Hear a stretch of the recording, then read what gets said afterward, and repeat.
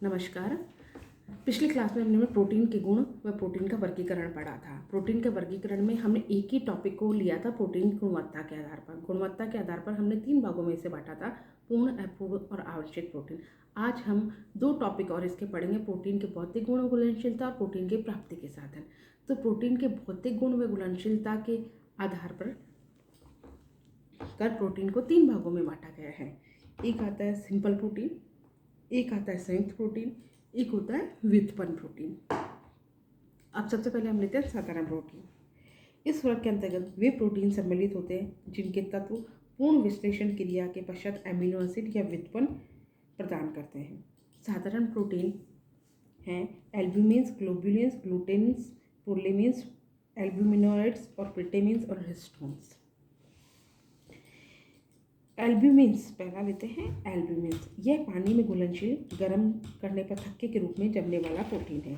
अंडे का एल्ब्यूमिन, रक्त के सीरम का एल्ब्यूमिन। फिर आता है ग्लोबुलिन, पानी में अघुलनशील होता है परंतु उदासीन नमक के घोल में घुलनशील होते हैं। मांसपेशियों की ग्लोबुलिन, रक्त के सीरम में ग्लोबुलिन प्रोटीन पाया जाता है। ग्लूटेरिन्स यह प्रोटीन उदासीन घोल में अघुलनशील है, हल्के अम्ल और क्षार में शीघ्रता से घुल जाते हैं। गेहूं की ग्लूटेनिन इस समूह की प्रमुख प्रोटीन है। फिर आता है प्रोलेमिन्स, यह तीव्र अल्कोहल में घुलनशील है परंतु पानी तथा उदासीन घोलकों में अघुलनशील है। ये तो हुए सिंपल प्रोटीन यानी साधारण प्रोटीन। अब हम लेते हैं संयुक्त प्रोटीन। ये प्रोटीन जिनमें साधारण प्रोटीन के अणु के साथ साथ कुछ अन्य पोषक तत्व के अणु भी उपस्थित रहते हैं, यानी साधारण प्रोटीन प्लस अन्य पोषक तत्व मिलकर क्या बनाते हैं, संयुक्त प्रोटीन। ये भी 3 तरह के होते हैं। ग्लाइकोप्रोटीन,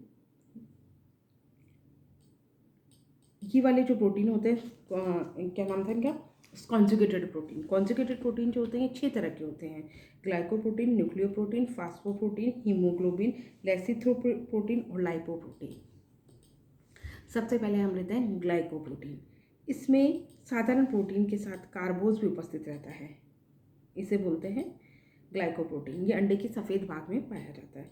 न्यूक्लियोप्रोटीन यानी साधारण प्रोटीन प्लस न्यूक्लिक अम्ल होते हैं, उन्हें हम न्यूक्लियोप्रोटीन कहते हैं। फास्फोप्रोटीन यानी साधारण प्रोटीन प्लस फास्फोरस जो होता है फास्फोप्रोटीन कहलाते हैं। हीमोग्लोबिन प्रोटीन यानी साधारण प्रोटीन प्लस हीम आपस में मिलकर क्या बनाते हैं, ग्लोबुलिन प्रोटीन। लेसिथ्रोप्रोटीन अणु प्लस लेसिथिन मिलकर बनाते हैं लेसिथोप्रोटीन।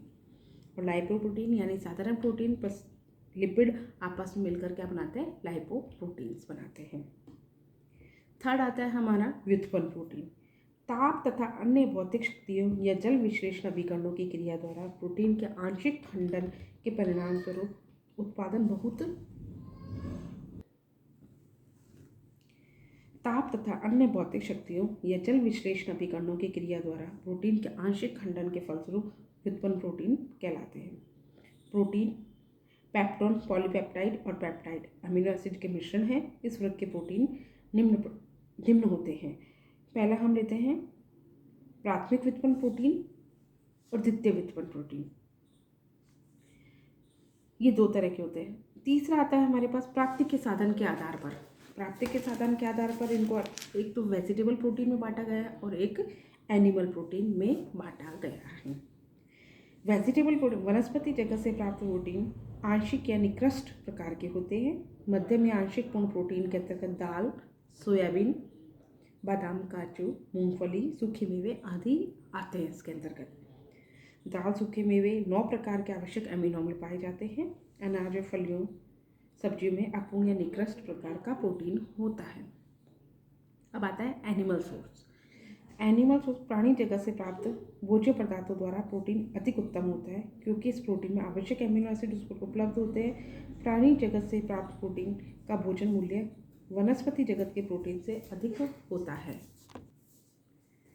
प्राणी जगत से प्राप्त भोज्य पदार्थों में वनस्पति जगत के भोज्य पदार्थों की तुलना में निकलने वाले निरुपयोगी पदार्थ कम होते हैं। प्राणी जगत के प्रोटीन का शरीर में मेटाबॉलिज्म अधिक होता है। अंडा, मांस, दूध से बने हुए व्यंजन इसके अंतर्गत आते हैं। तो मुख्य रूप से जो होते हैं 3 तरह के आधार पर वर्गीकरण में बांटा गया। प्रोटीन की गुणवत्ता के आधार पर, प्रोटीन के भौतिक गुण में घुलनशीलता के आधार पर और प्रोटीन की प्राप्ति के आधार पर। फिर इनके अलग अलग टाइप्स हैं। अब आता है प्रोटीन के गुण। कुछ प्रोटीन जल में घुलनशील होते हैं, कुछ प्रोटीन कोलाइडल घोल बनाते हैं, अर्थात इनके विलयन घुलने के उपरांत सूक्ष्म कणों में मौजूद रहते हैं। गर्म करने पर प्रोटीन गाढ़े थक्के के रूप में जम जाते हैं। अत्यधिक तेज आंच पर जमे हुए प्रोटीन का पाचन देरी से होता है। कुछ प्रोटीन सोडियम हाइड्रोक्साइड में घुलनशील होते हैं, तो कुछ प्रोटीन तनु उन्हें क्षार के घोल में घुलनशील होते हैं, जबकि उदासीन घोल में अघुलनशील होते हैं। ये हुए प्रोटीन की प्रॉपर्टीज़, क्या होती है, प्रोटीन क्या होते हैं। नेक्स्ट क्लास में हम प्रोटीन की प्रतिदिन की मांग जो होती है उसके बारे में पढ़ेंगे। धन्यवाद।